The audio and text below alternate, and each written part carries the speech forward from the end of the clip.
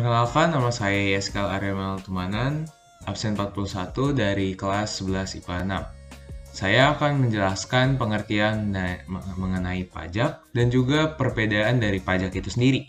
Yang pertama adalah, apa sih itu pajak? Nah, pajak adalah kontribusi wajib kepada negara yang terutang oleh pribadi atau badan yang bersifat memaksa berdasarkan undang-undang dan tidak mendapatkan imbalan secara langsung yang digunakan untuk keperluan negara bagi sebesar-besarnya kemakmuran rakyat. Jadi intinya, pajak adalah suatu peraturan yang bersifat wajib dan memaksa kepada setiap warganya untuk membayar sehingga mereka mendapatkan kesejahteraan yang lebih lagi dari uang yang mereka kumpulkan ke pemerintah itu sendiri. Nah, pajak ini memiliki beberapa perbedaan dan diantaranya itu ada pertama, ada retribusi. Nah, retribusi itu apa sih? Retribusi adalah pemungutan yang dikenakan atas pemakaian suatu jasa atau fasilitas yang diberikan pemerintah secara langsung dan juga nyata. Yang kedua adalah biaya masuk dan biaya keluar. Biaya masuk adalah pemungutan atas barang-barang yang masuk ke daerah pembiayaan berdasarkan harga atau nilai barang itu pun ataupun berdasarkan tarif yang sudah ditentukan. Biaya keluar adalah pemungutan atas barang yang keluar dari daerah pembiayaan berdasarkan harga atau nilai barang itu ataupun berdasarkan tarif yang sudah ditentukan. Yang ketiga adalah biaya material atau materai. Adalah pemungutan yang dikenakan pada dokumen yang menggunakan materai. Yang ketiga yang keempat adalah cukai. Cukai adalah pemungutan yang dikenakan untuk barang-barang tertentu. Yang terakhir adalah iuran. Iuran adalah pemungutan yang dikenakan atas pemakaian suatu barang dan jasa atau fasilitas yang diberikan pemerintah secara langsung kepada suatu kelompok atau golongan pembayar. Saya Jovan Christian Isbandi ingin menjelaskan tentang dua fungsi pajak. Yang pertama itu ada fungsi anggaran. Fungsi anggaran atau budgeter. Pajak digunakan untuk membiayai anggaran yang berkaitan dengan pembangunan dan kepentingan negara. Pajak digunakan untuk menjalankan tugas-tugas rutin negara dan melaksanakan pembangunan. Contoh fungsi pajak ini adalah menyediakan fasilitas kesehatan, pendidikan, infrastruktur, dan pelayanan publik lainnya. Lalu fungsi yang kedua yaitu fungsi mengatur. Fungsi mengatur atau reguleren, melalui pajak pemerintah bisa mengatur pertumbuhan ekonomi. Dengan fungsi mengatur, pajak bisa digunakan sebagai alat untuk mencapai tujuan. Contohnya untuk melindungi produksi dalam negeri, pemerintah menetapkan biaya masuk yang tinggi untuk produk luar negeri. Adanya kebijakan pajak bisa mencerminkan kebijakan perekonomian suatu negara. Selanjutnya, fungsi stabilitas.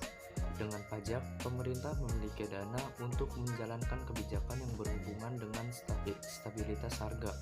Ini membuat inflasi dapat dikendalikan dan ekonomi berjalan stabil.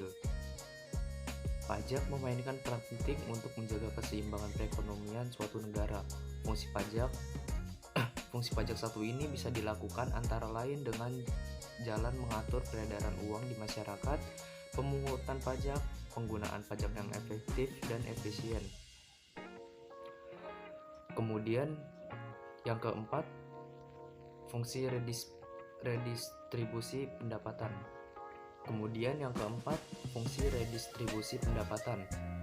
Pajak digunakan untuk membiayai semua kepentingan umum, termasuk juga untuk membiayai pembangunan yang dimaksud seperti pembangunan ekonomi yang menciptakan lapangan pekerjaan. Terbukanya lapangan pekerjaan dapat mendistribusi pendapatan masyarakat secara merata. Selanjutnya yaitu manfaat dari pajak. Yang pertama, pajak merupakan sumber utama penerimaan negara. Nah, uang pajak tersebut bisa digunakan untuk belanja pegawai dan untuk pembiayaan berbagai proyek pembangunan. Yang kedua, pajak digunakan untuk pembiayaan dalam rangka memberikan rasa aman kepada seluruh masyarakat dalam berbagai kalangan. Yang ketiga, pajak digunakan untuk mensubsidi barang-barang yang sangat dibutuhkan oleh masyarakat dan untuk membayar utang negara ke luar negeri. Yang keempat, pajak digunakan untuk membantu UMKM baik dalam hal pembinaan maupun modal. Yang kelima, pajak digunakan untuk meredistribusi pendapatan dari masyarakat yang mempunyai kemampuan ekonomi yang lebih tinggi kepada masyarakat yang mempunyai kemampuan ekonomi yang lebih rendah, sehingga kesenjangan ekonomi dan sosial dapat dikurangi secara maksimal. Selanjutnya ada tarif pajak. Tarif pajak merupakan besaran pajak yang harus dibayarkan oleh wajib pajak sesuai dengan peraturan yang berlaku. Macam-macam tarif pajak yang perlu kalian ketahui nih. Yang pertama ada tarif pajak progresif. Pemungutan pajak di mana presentasinya akan semakin naik sebanding dengan jumlah dasar pengenaan pajaknya. Di Indonesia, tarif pajak progresif ini diberlakukan pada pajak penghasilan.